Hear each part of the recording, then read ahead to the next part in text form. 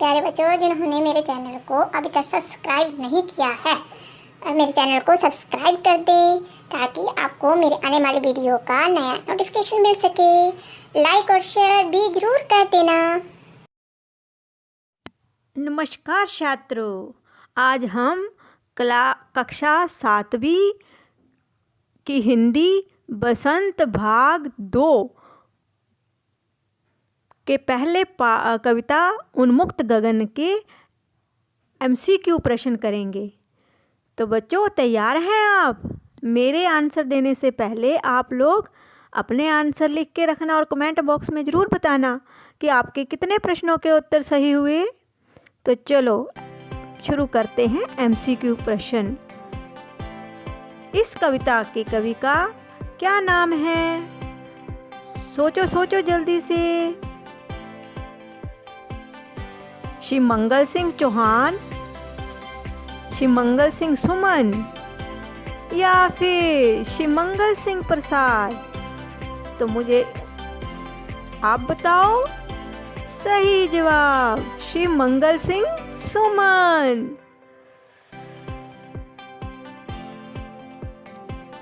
उन्मुख शब्द का क्या अर्थ होता है? बच्चों जल्दी से सोचो, उन्मुख शब्द का क्या अर्थ होता है? स्वतंत्र, बंधन या फिर उड़ान?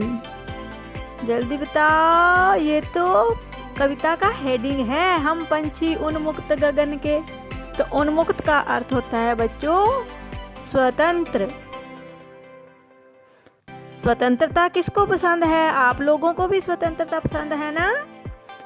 तो पक्षियों को भी स्वतंत्रता पसंद होती है। नेक्स्ट प्रश्न, पक्षियों का खान पान क्या है? कनक, निबोरी और पानी कविता में बताया गया है, उसी के अनुसार उत्तर देखना। कनक और जल या फिर कटुक, निबोरी और बहता जल? हाँ, शाबाश, सही जवाब कटुक, निबोरी और बहता जल। जिन्होंने कविता अच्छे से रीडिंग की है उनके सभी प्रश्नों के उत्तर ठीक होंगे। पक्षी कैसा जीवन जीना चाहते हैं? स्वतंत्र, परतंत्र। परतंत्र होता है कि जो दूसरों के अधीन रहकर जीते हैं, या गणतंत्र? जल्दी बताओ। तो पक्षी जो है स्वतंत्र जीवन जीना चाहते हैं। उन्मुक्त का अर्थ क्या बताया था? तो वही, पिंजरे में पंख फैलाने वाले पर पक्षियों की क्या दशा होगी? अब दशा बतानी है, उनकी क्या दशा हो जाएगी जब पिंजरे में पक्षी पंख फैलाने की कोशिश करेंगे? तो असहनीय, दयनीय या फिर उड़नीय? कौन सी दशा हो जाएगी? दयनीय दशा हो जाएगी। दया करने के योग्य, उन पे हमको दया आएगी। कोई भी पक्षियों को पिंजरे में देखता है तो उनको दया जरूर आती है। पक्षी क्या करना चाहते हैं? क्या काम करना चाहते हैं पक्षी जो हैं? क्या उनको पसंद है? कैद होना या फिर पिंजरे में बंद होना या फिर उड़ना? तो पक्षी जो है हमेशा उड़ना ही पसंद करते हैं।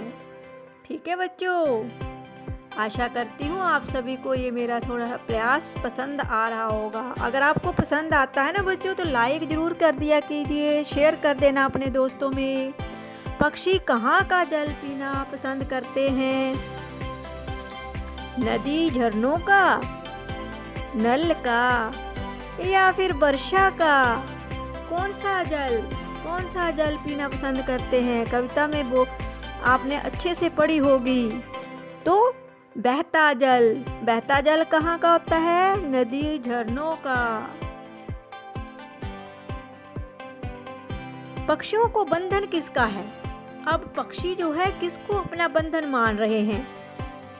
स्वर्ण को, मनुष्यों को अपना बंधन मानते हैं या फिर स्वर्ण श्रृंखलाओं को? स्वर्ण श्रृंखलाएं क्या होती हैं? सोने की हथकड़ियाँ, सोने की कड़ियाँ, सलाखें। तो कविता में स्वर्ण श्रृंखला बताया गया है, पिंजरे की स्वर्ण श्रृंखलाएं। ठीक है बच्चों, पिंजरे में रहकर पक्षी क्या नहीं कर पाएंगे। अब जो आदमी जो है वो कमरे में बंद होगा तो वो क्या करेगा, तो उसी प्रकार पक्षी पिंजरे में रहकर क्या नहीं कर पाएंगे, उड़ नहीं पाएंगे या फिर गा नहीं पाएंगे या फिर खा नहीं पाएंगे। तो बच्चों पक्षी जो है गा नहीं पाएंगे, क्योंकि वो स्वतंत्र होकर ही गाते हैं, चहचहाते हैं खुले आसमान में। कनक शब्द का क्या अर्थ होता है, जल्दी से बताओ। सोना, चांदी या फिर पीतल। ये तो सबको ही पता होगा कि कनक का क्या अर्थ होता है, सोना। एक कनक होता है गेहूं। ठीक है बच्चों, तो कविता में सोने की सलाखों का वर्णन हुआ है। कनक तीलियों से टकराकर क्या हो जाएगा, क्या हो जाएगा। पक्षी जो हैं वे आसमान में उड़ने लगेंगे, या फिर पिंजरा टूट जाएगा, या फिर उनके पंख टूट जाएंगे। तो जल्दी बताओ क्या टूट जाएगा। कनक तीलियों से टकराकर पक्षियों के पंख टूट जाएंगे।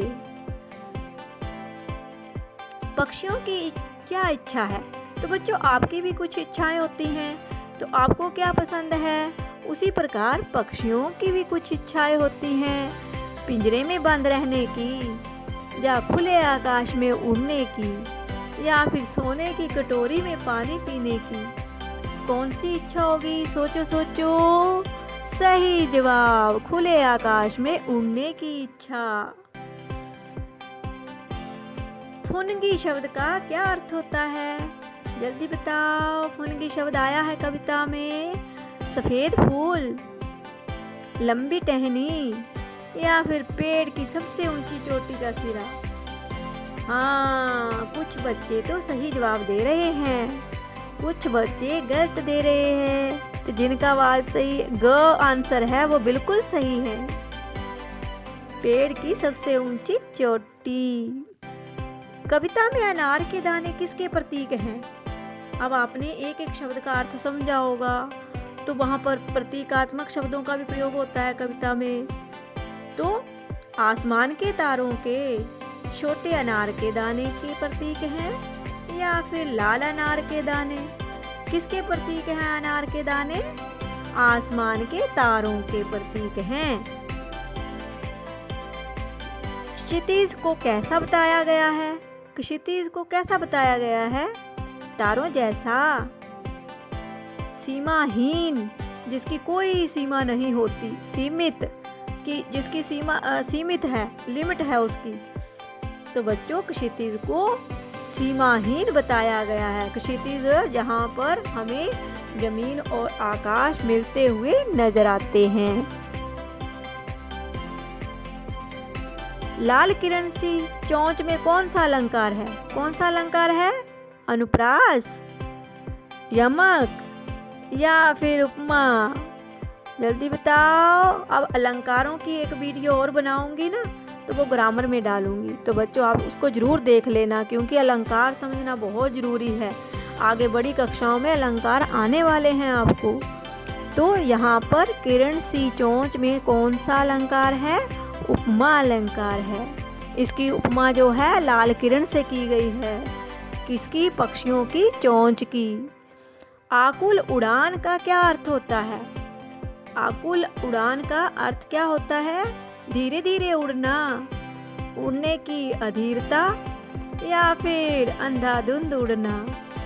तो आकुल उड़ान का अर्थ होता है बच्चों उड़ने की अधीरता, मीन उसकी क्षमता रखना उड़ने की, कि लास्ट पॉइंट तक हम कैसे उड़ सकेंगे। तो बच्चों ये था हमारे आज के उन्मुक्त गगन, पंछी उन्मुक्त गगन के MCQ प्रश्न। अगर आपको ये मेरा वीडियो अच्छा लगता है तो लाइक और शेयर जरूर कर देना। Thanks for watching. मेरे प्यारे बच्चों, अगर आपको मेरा ये वीडियो अच्छा लगा then don't forget to like, share and subscribe to my channel and also press the bell icon for more updates.